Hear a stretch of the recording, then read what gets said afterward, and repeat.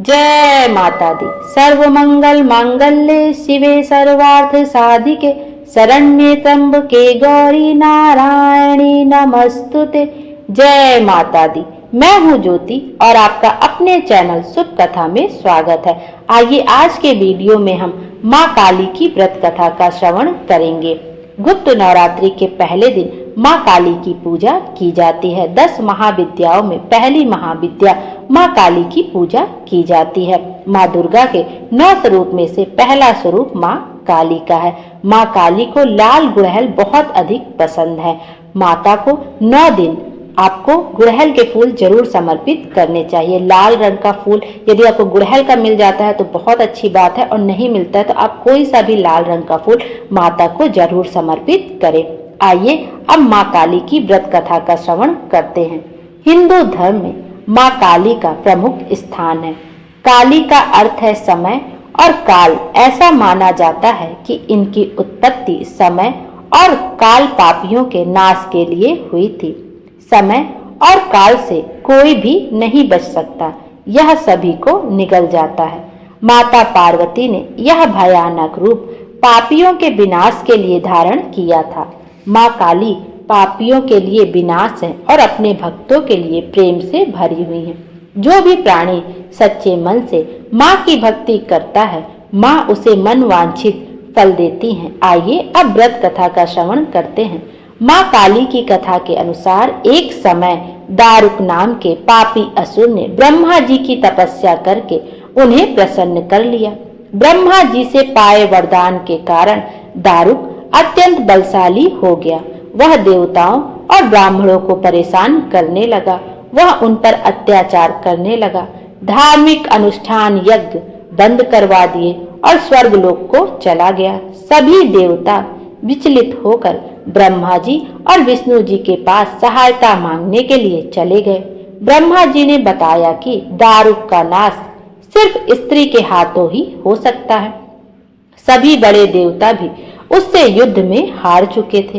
अंत में यह निश्चय किया गया कि दारुक का वध भगवान शिव की पत्नी माता पार्वती करेंगी।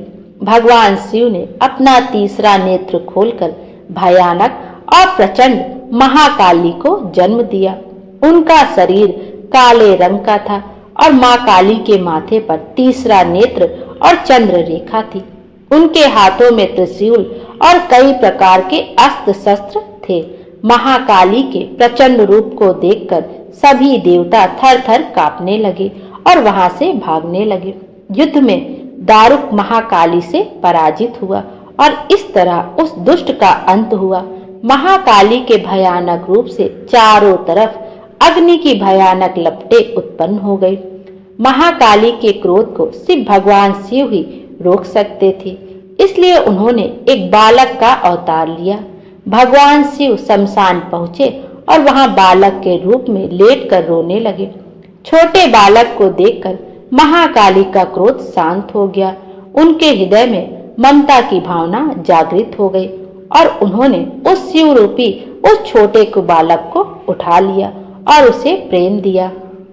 इस प्रकार से शिव जी ने उनके क्रोध को भी शांत कर दिया। इस प्रकार महाकाली का भयानक और प्रचंड क्रोध शांत हुआ। उसके बाद महाकाली मूर्छित हो गई। उन्हें होश में लाने के लिए भगवान शिव ने तांडव नृत्य किया। होश में आने पर वह पुनः माता पार्वती के रूप में आ चुकी थी।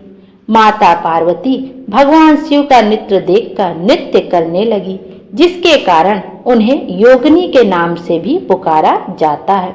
इसके अलावा महाकाली ने महिषासुर, चंडमुंड, रक्तबीज, शुंभ निशुंभ जैसे राक्षसों का वध किया। 10 महाविद्याओं में से महाकाली प्रथम महाविद्या है। बोलो काली माता की जय। ये अब दूसरी व्रत कथा का श्रवण करते हैं, जिसमें 10 महाविद्याओं का जन्म कैसे हुआ वह हम जानेंगे।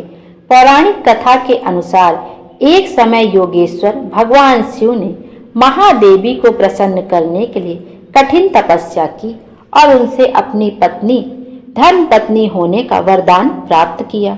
इसके बाद भगवान ब्रह्मा को यह अनुभव हुआ कि शीघ्र ही महादेवी वरदान के अनुसार स्वयं प्रकट होंगी। इसलिए उन्होंने अपने प्रिय पुत्रों में से एक दक्ष को तपस्या करने का आदेश दिया, ताकि दक्ष महादेवी को अपनी पुत्री के रूप में प्राप्त कर उनका विवाह भगवान शिव से करा सके। अपने पिता के आदेश पर दक्ष ने महादेवी की कठोर तपस्या की, जिसके बाद आदिशक्ति प्रकट हुई और मनोवांछित वरदान मांगने के लिए कहा। दक्ष ने कहा, हे माँ, मेरी यह मनोकामना है कि आप मेरी पुत्री के रूप में जन्म धारण करें।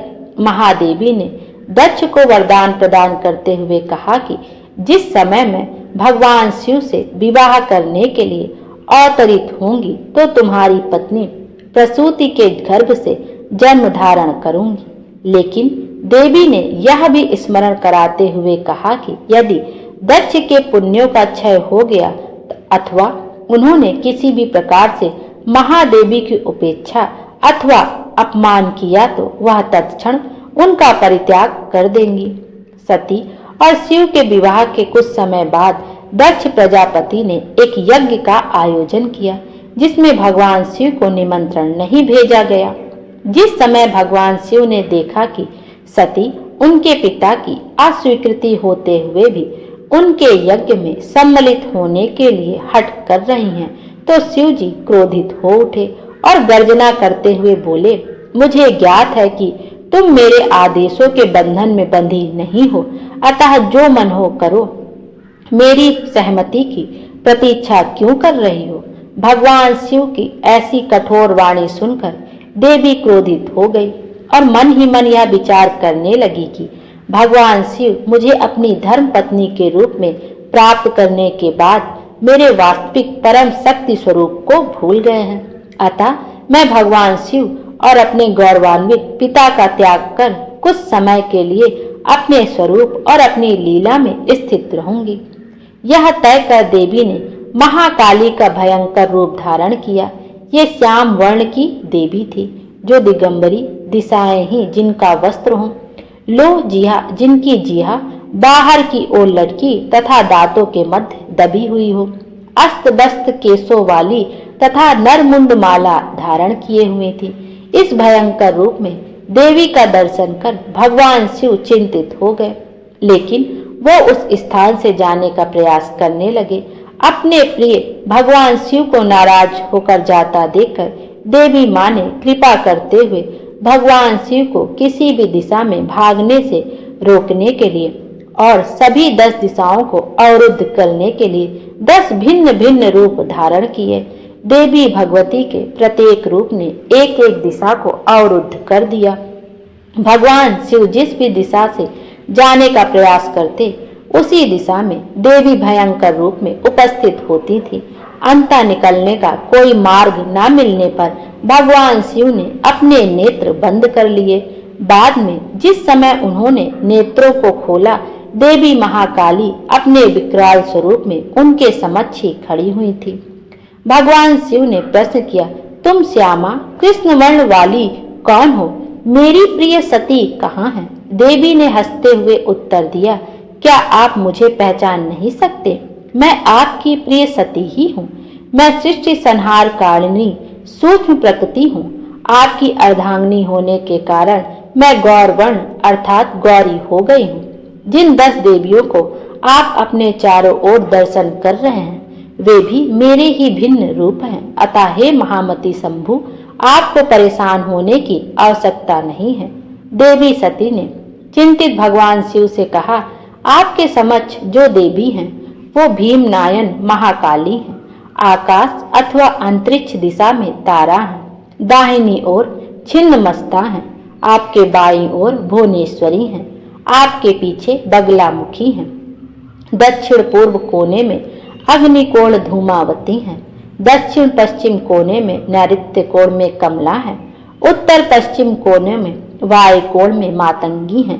उत्तर पूर्व कोने में ईशान कोण है, वहां षोडशी त्रिपुर सुंदरी है और मैं स्वयं आपके भीतर ही भैरवी के रूप में विद्यमान हूँ। अतः यदि आपकी इच्छा हो तो मैं उस अहंकारी दक्ष के यज्ञ का विध्वंस कर उसे पाठ पढ़ा सकती हूँ। इस प्रकार 10 महाविद्याओं की उत्पत्ति हुई। बोलो माता रानी की जय। माता रानी हम सब की मनोकामना पूर्ण